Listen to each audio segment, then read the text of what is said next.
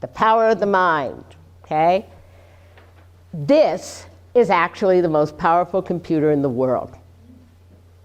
There are no manuals.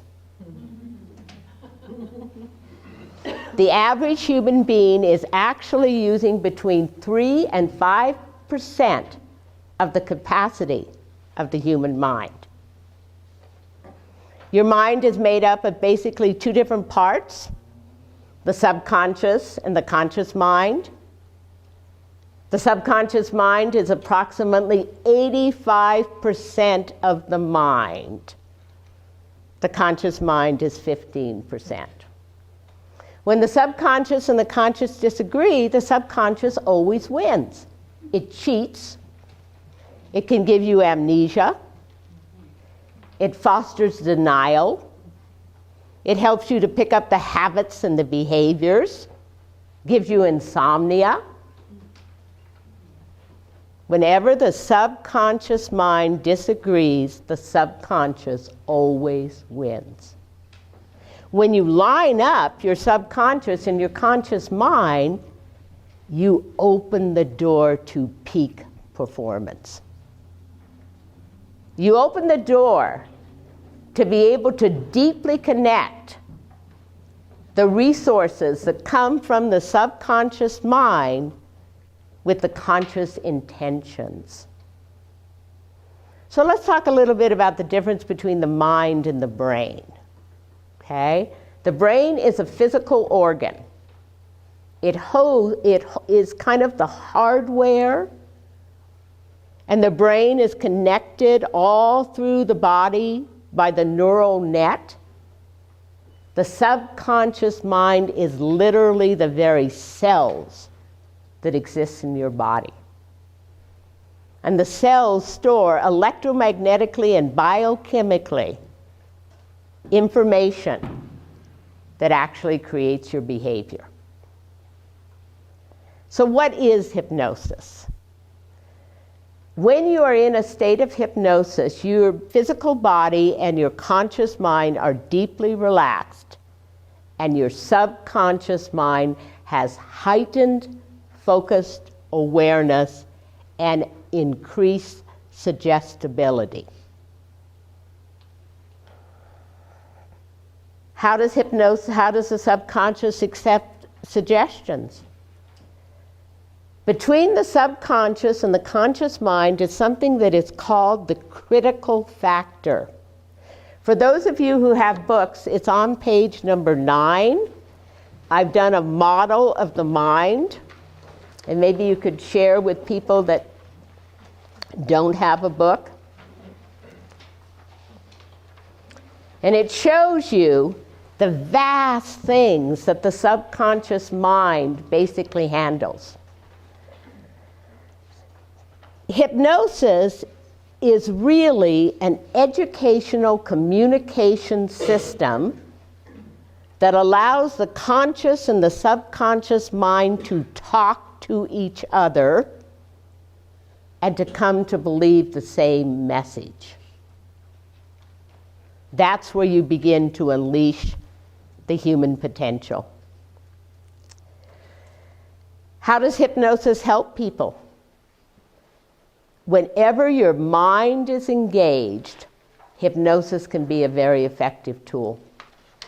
It's good to know that all hypnosis is self-hypnosis, that you are allowing yourself to be guided and directed in a way that teaches your mind to do it.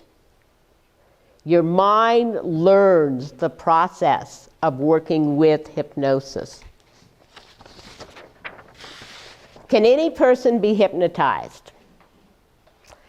People of average intelligence, as long as they're not deeply resistant, can be hypnotized.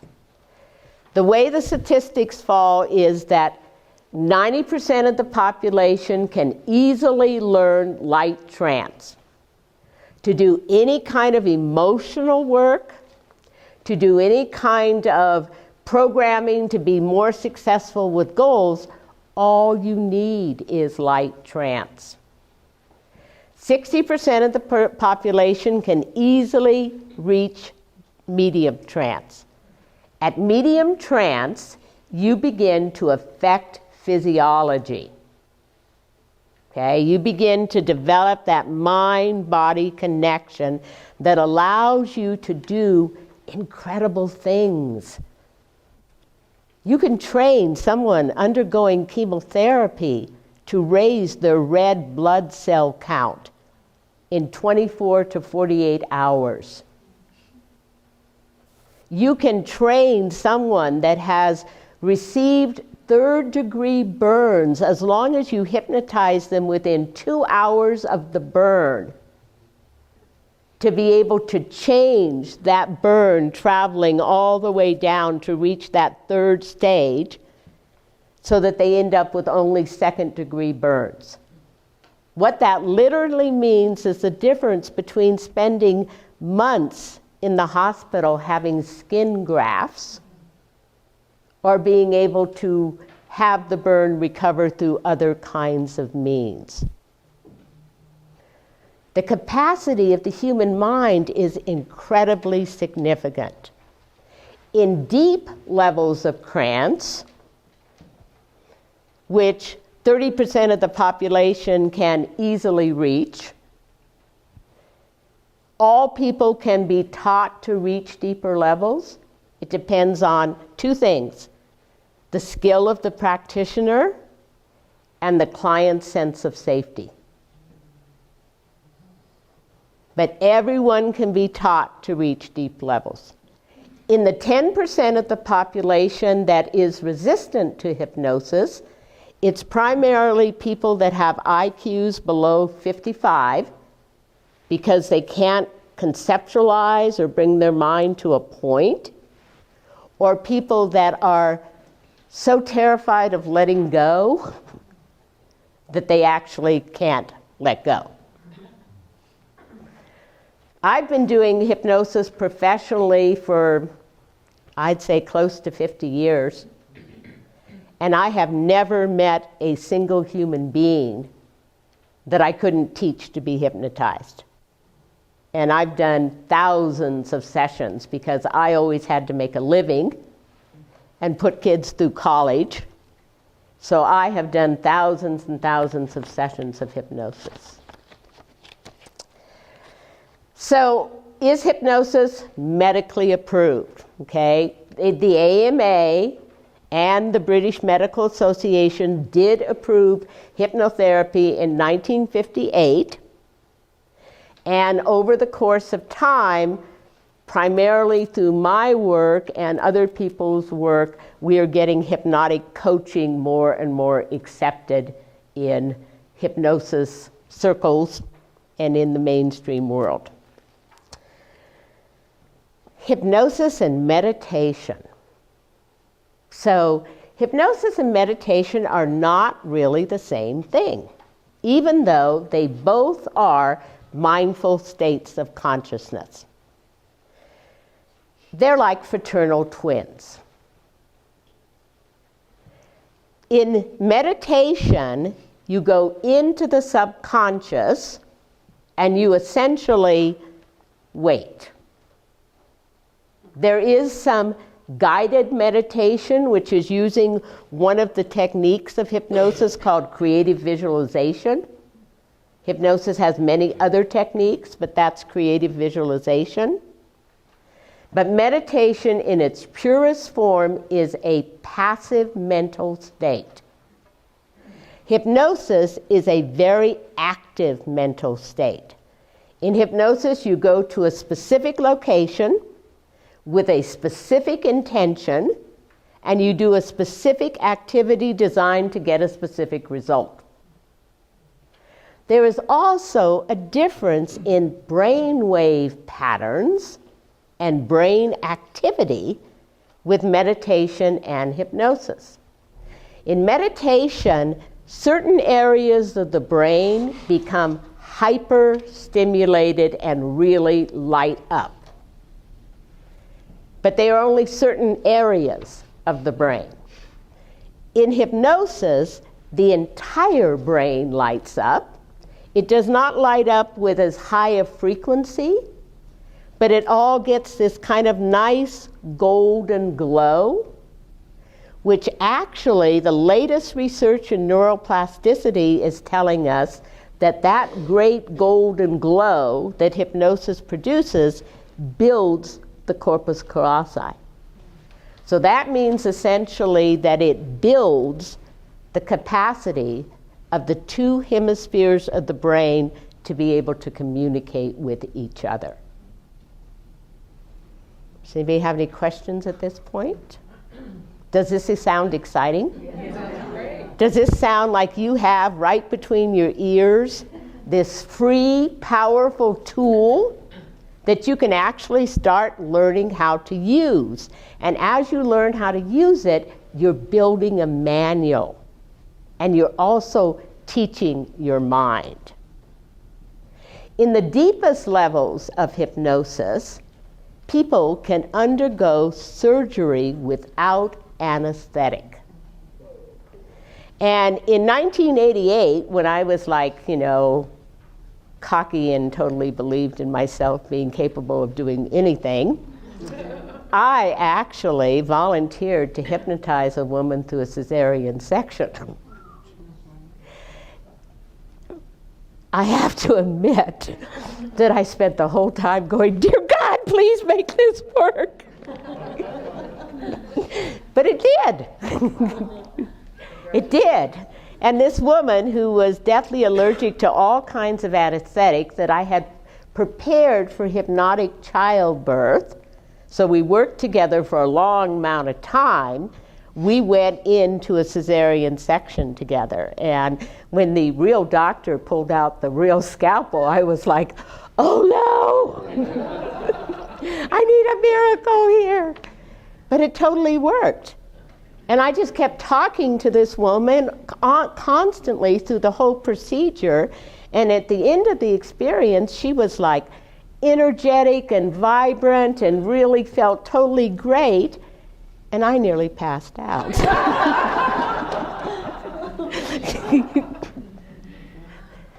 So the power that you can really do with your mind.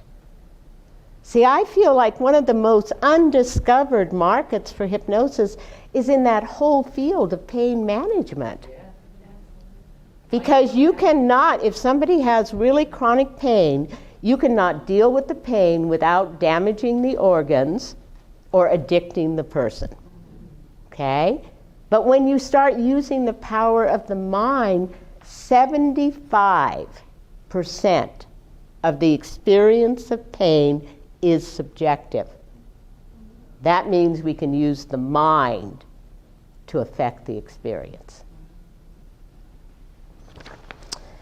So let's talk about the fact that hypnosis affects all functions of the subconscious. And so this is a real important pay attention part. Let me just check and see what time it is so that I'm handling my time good. Okay? So hypnosis affects all functions of the subconscious mind. Do we have? So the first function of the subconscious mind, it's the memory banks. Has anyone ever been triggered?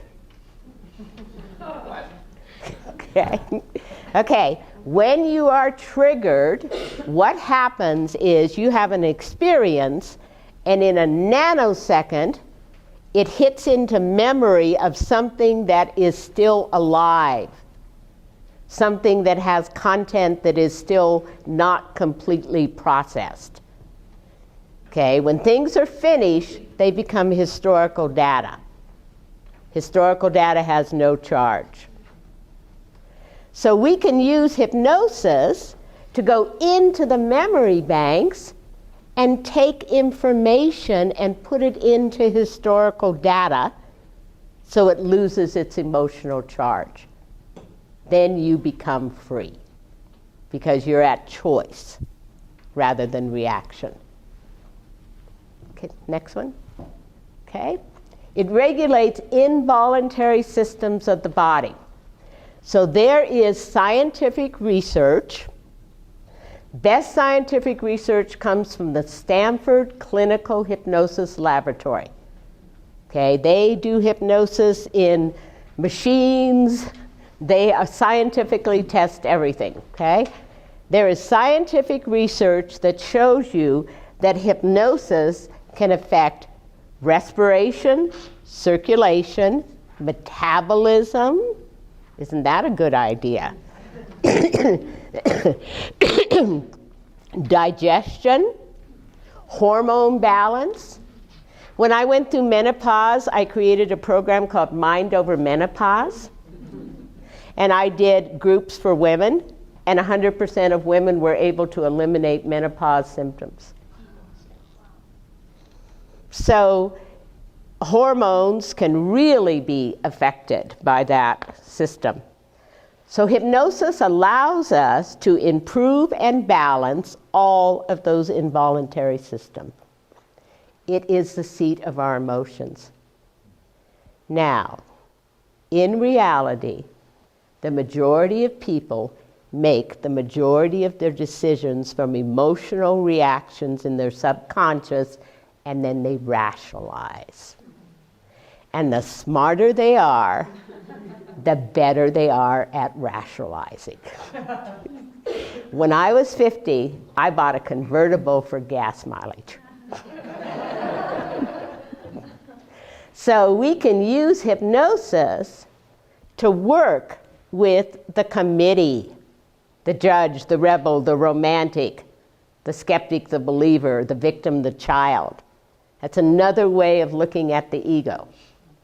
And we can work with that committee so that we bring balance to the emotions and we allow ourselves to really go forward and achieve our goals.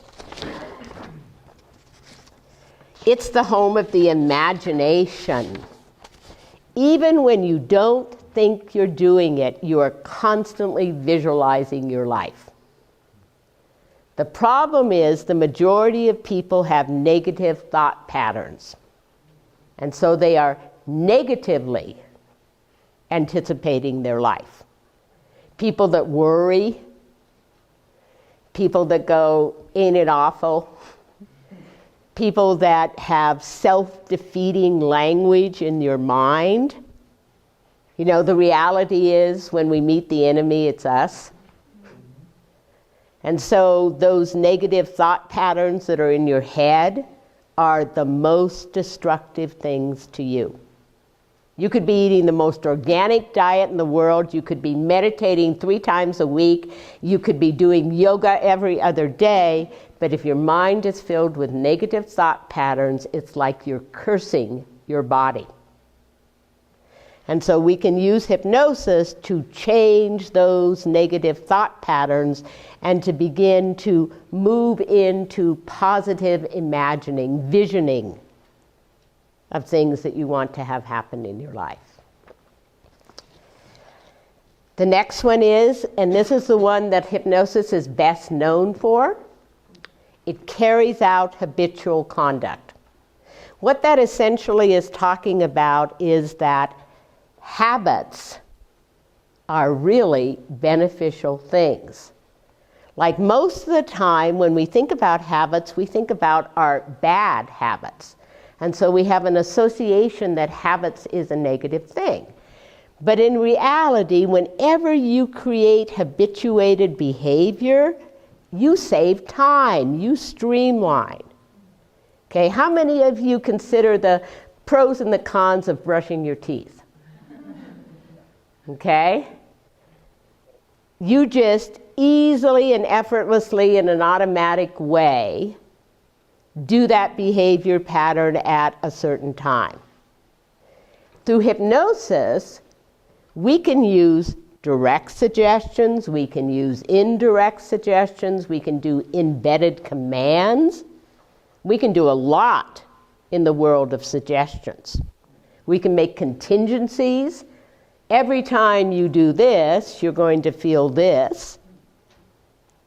So we can essentially create a system of habits that support you in the achievement of any kind of goal you have. The last function of the subconscious is it is really the dynamo that drives us to our goals. Because of the fact that when the subconscious disagrees with the conscious mind, the subconscious always wins. The subconscious is actually running your life. And in reality, it is much better if you learn to be in charge of your mind and you work on developing that manual for your mind so that you can use all of these powers to benefit your life. Is the intuition in the subconscious? The intuition is in the subconscious. Yes. What is the connection between the subconscious and your higher self, or you could say the soul? I think that it is another part of consciousness. I think there is the conscious mind, there is the subconscious mind, and there is the superconscious mind. I find that when you get out of the conscious mind, it's actually easier to get to the superconscious. You know, the conscious mind has a lot of interference because it's designed so much for your survival that it doesn't allow you to like contemplate and move more inward. Interesting thing is that there's a cluster in the brain of these three things that are connected. One of them is meditation/hypnosis, the other one is dreams, and the other one is intuition. So that any time you work in any of those areas, you're going to affect the others. So doing hypnosis and meditation will make you more intuitive. Working with your dreams will help you to do better at hypnosis and meditation. So those things are all really connected. Any other questions? Have you ever studied learning these skills over time? It seems to me it doesn't work very long after the training. Have you ever done studies on effectiveness after a period of time? So some people, the results are totally, completely permanent. What percentage? Again, it's a lot the relationship with the practitioner, how the information is presented, the client's openness to learn. You know, I mean, I've had some really bizarre experiences. One time I had a client who could not find a job. And he was looking for a job and looking for a job. And it was in the 1980s, so it was hard to find work in California. And he came in one time and he said, I have a job interview today and I want you to hypnotize me to get that job. So I said, well, what would that look like for you? As I took notes. And then I hypnotized him and I said exactly what he wanted me to say, and he went out and got the job. And he had been like looking for 2 years. So I was impressed. You know, his belief was so strong. And there are suggestions that I've given to myself that I find that I have to reinforce a lot. Like one thing that, you know, things around food are things that are really things that I have to work with my mind about. I grew up in a family of compulsive overeaters where I was like severely abused and then given cartons of ice cream to eat so I wouldn't tell, you know, authorities. So it kind of scrambled me around food. So I often have to really maintain my awareness and do mindful eating. So the average person wouldn't do that, so maybe a 2% success rate over time? Oh no, I think it's much higher than that. I think it's much higher than that. One area that I've worked a lot in is in pain relief. And I've seen people be able to do like a course of 12 sessions and then have tools and techniques where they could go into the world and manage that pain on their own and not need reinforcers. Is this an ongoing thing, the self-hypnosis?